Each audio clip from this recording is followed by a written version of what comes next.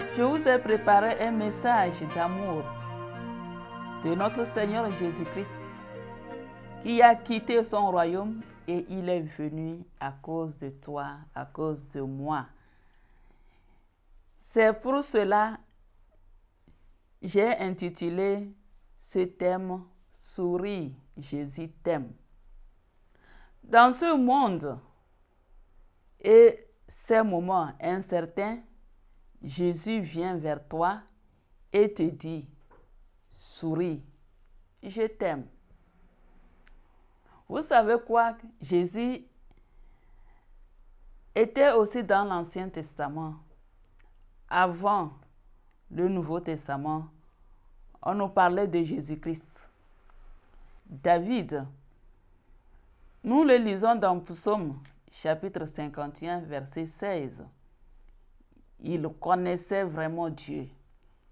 Il dit, « Oh Dieu, Dieu de mon salut, délivre-moi du sang versé, et ma langue célébrera ta miséricorde. Seigneur, ouvre mes lèvres, et ma bouche publiera ta louange.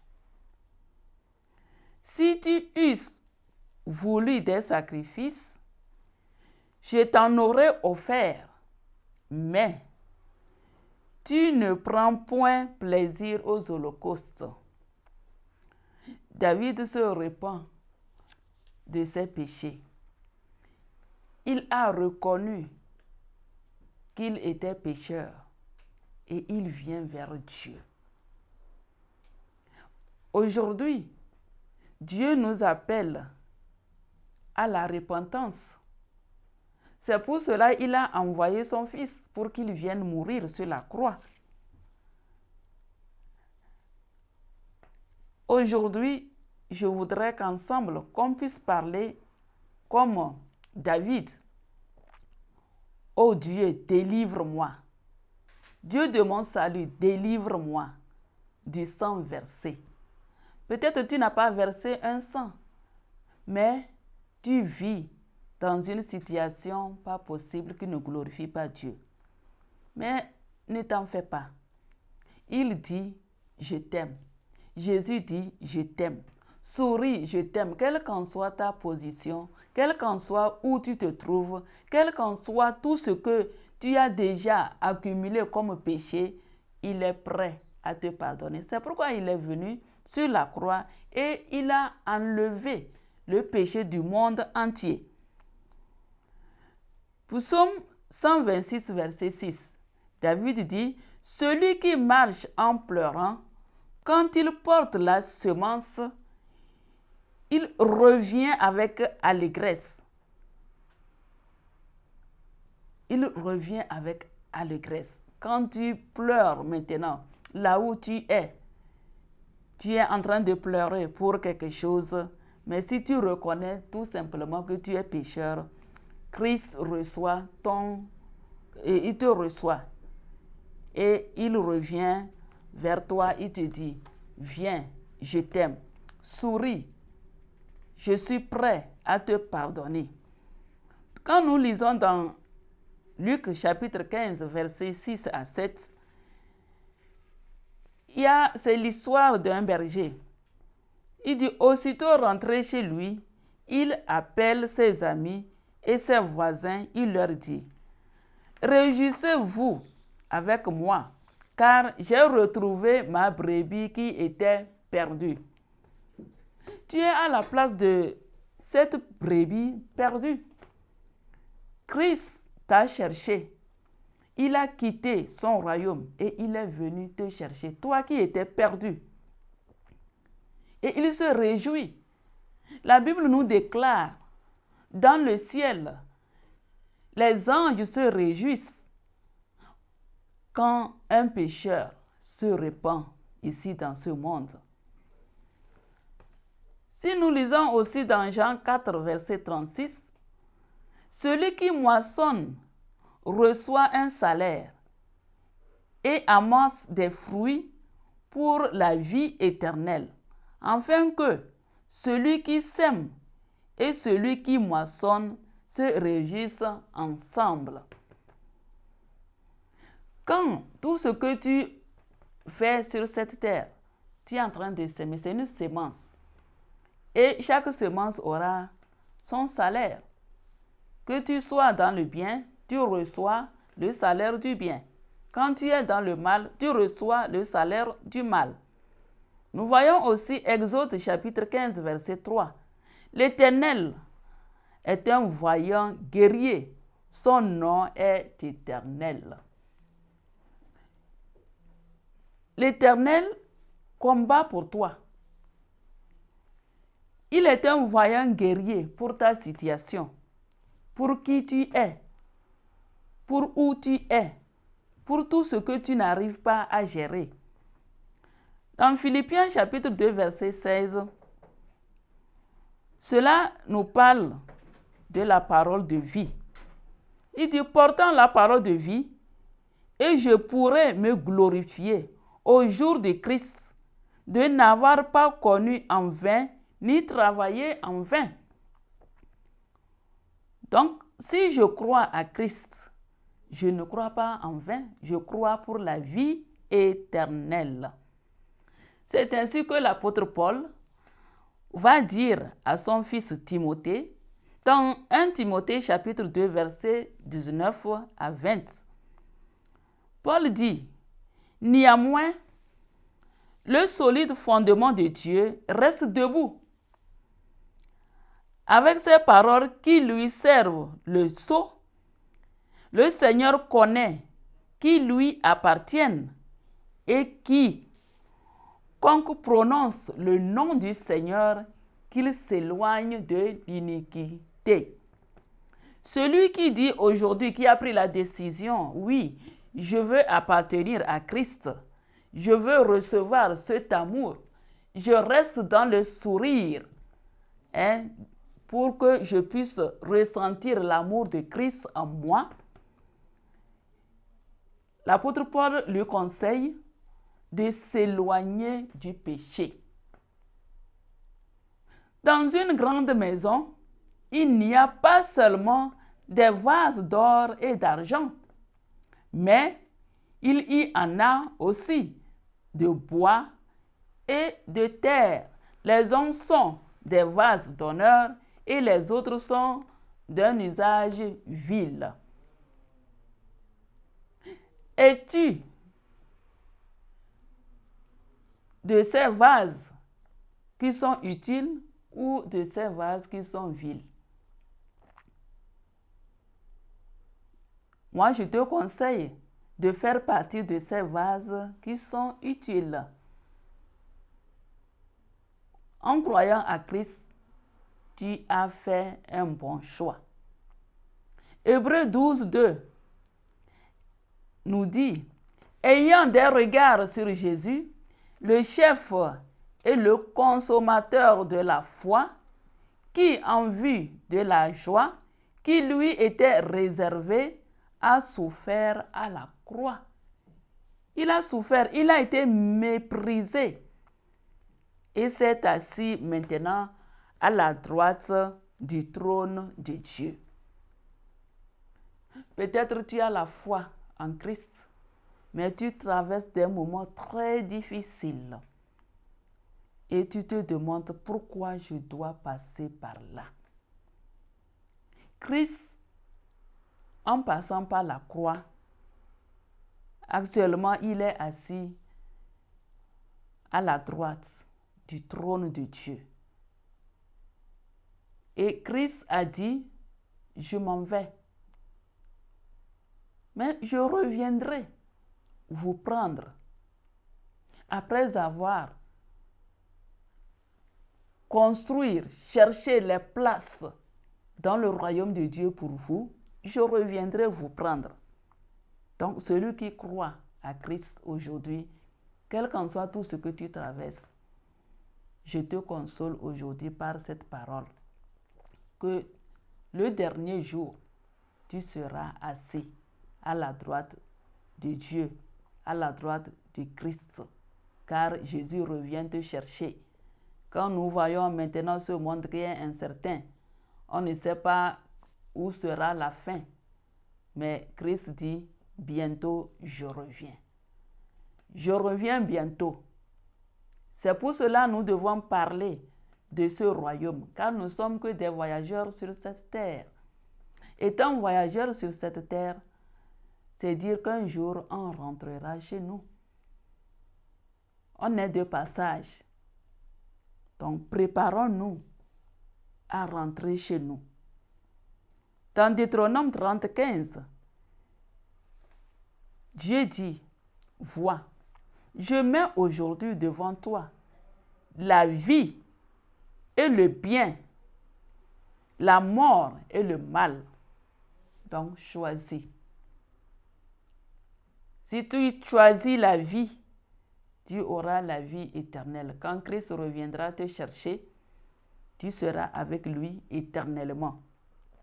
Mais quand tu restes toujours dans le mal, tu resteras avec la mort.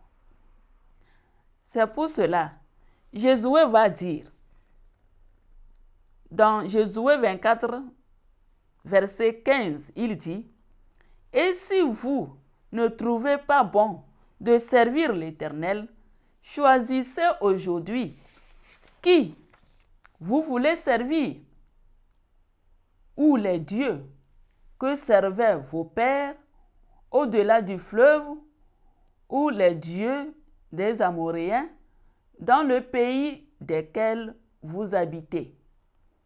Moi et ma maison, nous servirons l'Éternel. » Voici le choix de Josué. Moi et ma maison, nous servirons l'Éternel. Si tu fais ce choix de servir l'Éternel, de répondre à cet appel qui est l'amour de Christ, puisqu'il est venu pour ôter tes péchés sur la croix. Il t'aime. C'est cet amour qui s'est manifesté. Si tu réponds à cet amour, tu choisis la vie.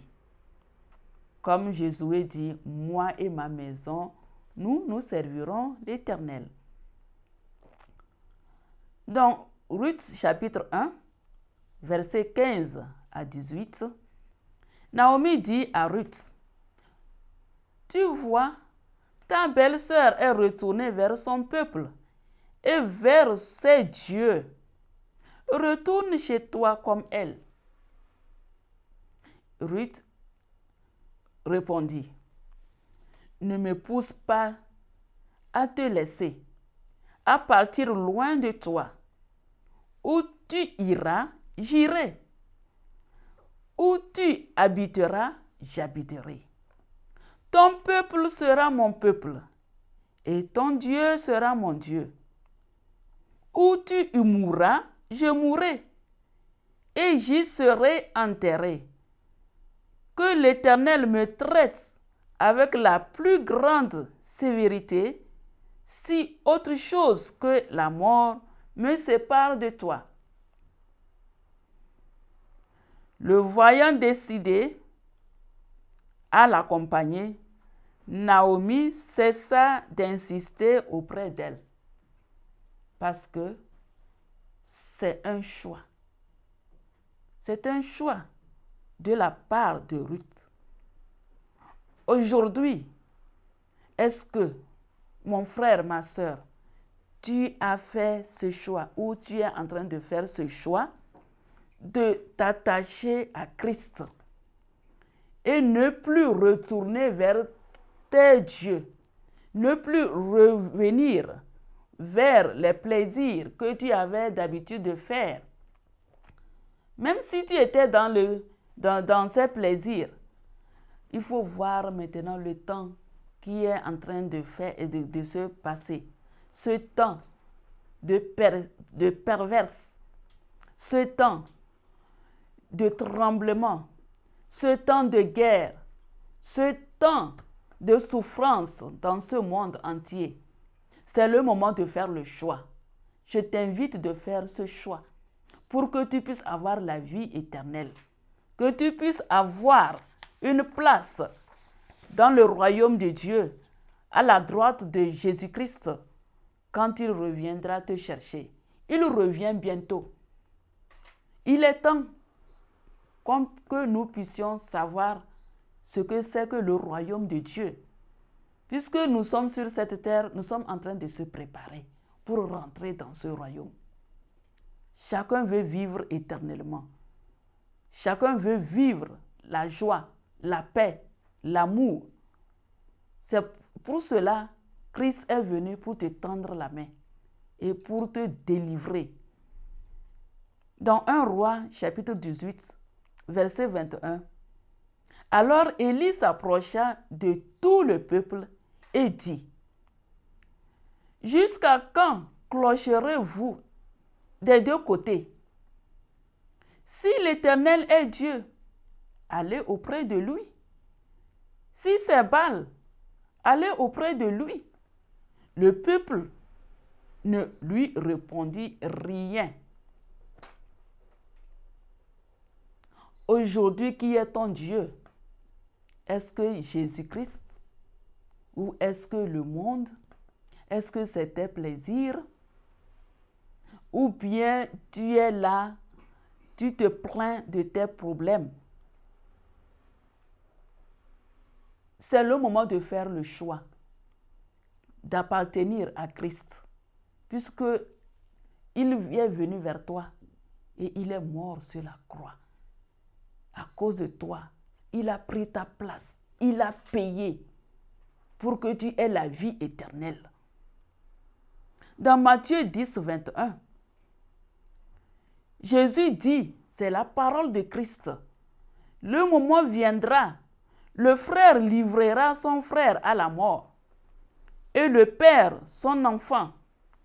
Les enfants se souleveront contre leurs parents et les feront mourir. Nul serviteur ne peut servir deux maîtres, car ou il haïra l'un et aimera l'autre, ou il s'attachera à l'un et méprisera l'autre. Vous ne pouvez servir Dieu et Mammon. Il y a deux chemins. Christ dit, on ne peut pas servir deux dieux. Dieu le Créateur, Dieu le Sauveur et Dieu le Mammon qui amène dans le mal. Quand nous regardons aussi cette parole prononcée par Christ dans Jean, l'évangile de Jean, chapitre 6, verset 67. Jésus donc dit aux 12, « Et vous, ne voulez-vous pas aussi vous en aller ?» C'est une question qui nous a été posée. Moi et toi, et moi, est-ce que nous voulons s'attacher au Seigneur ou bien nous voulons avoir un pied pour Jésus-Christ et un pied pour le monde, un pied pour nos plaisirs et dire juste que j'aime Jésus, je vais à l'église, ou oui, je connais Jésus, ou je n'ai pas besoin de Christ. Mais il est temps de choisir. On ne peut pas rester dans deux endroits. Ou soit on choisit le bien pour être avec Christ, ou on choisit le mal pour être avec la mort. Donc, et être dans la mort éternelle. Mais je nous rappelle que Christ est venu nous tendre son amour. Souris, Jésus t'aime. Souris, Jésus t'aime. C'est le moment de penser au royaume de Dieu. C'est le moment de penser quand je retournerai à la maison d'où je suis venu, qui est le royaume de Dieu, où sera ma place? Ou si aujourd'hui je ne fais pas ce choix Après ma mort, où ira mon âme? C'est vraiment capital de se poser ces questions. Pourquoi je suis venu dans ce monde? Après ma mort, est-ce qu'il y aura quelque chose? S'il y a quelque chose, mon âme sera où? C'est pour cela que nous sommes appelés à nous repentir. Repentons-nous, repens-toi, car après la mort, il y a quelque chose. Notre âme pourra se reposer ou elle pourra souffrir.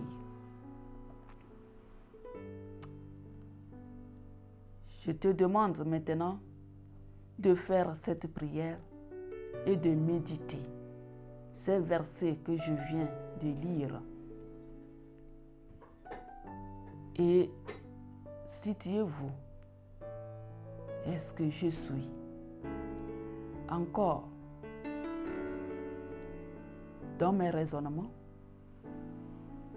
ou je prends la décision de recevoir l'amour de Christ? Quelle qu'en soit ta situation, Christ te dit, souris, Jésus t'aime. Souris, je t'aime. Souris, je suis venu prendre tes fardeaux. Je suis venu te délivrer. Je suis venu te racheter. Je t'ai racheté à un grand prix. J'ai donné ma vie pour toi.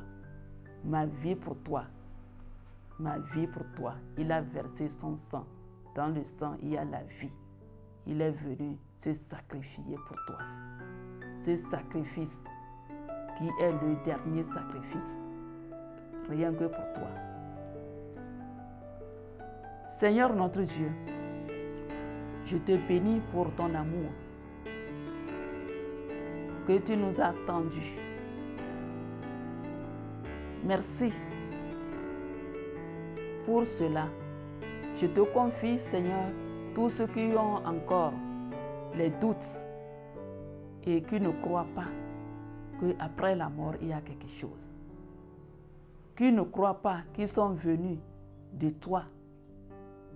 Et je prie aussi pour tous ceux qui sont dans la faiblesse. Veille les fortifier. Garde-les en toi. Garde-les, protège-les. Merci Seigneur, car tu dis tu es un Dieu guerrier et tu combats pour lui ou pour elle tous les jours jusqu'à ton retour. Dans le nom de Jésus. Amen. Que le Seigneur vous bénisse. Souris, Jésus t'aime.